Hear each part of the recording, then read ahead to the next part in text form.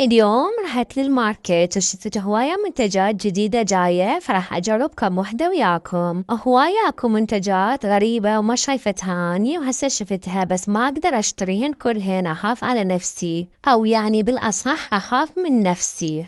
فاشتريت كم شغلة بسيطات ومنهن 3 موطات وراح أجربهن وياكم ونشوف تقييمهن. بالبداية هاي الآيس كريم ساندويتش كلش هواية أكو منها ماركات، بس هاي الماركة بصراحة كانت طيبة ولو شوية مايعة. سعرها 500 دينار وقيمها 7/10. وهاي الثانية سعرها ربع دينار، تشبه الأوريو ساندويتش، طعمها كلش طيب بس شوية زريونة، كانت مايعة، قيمها 7/10. وهاي الثالثة كلش عجبني تصميم العلبة مالتها، وعجبتني هاي اللوزة بالنص وهي اللي جذبتني حتى اشتريها. سعرها 500 دينار وكميتها هواي، طعمها بمرونة وكان كلش طيب وعجبني. أقيمها 7/10. وأخير شي ما ننسى النظافة من الهيمة.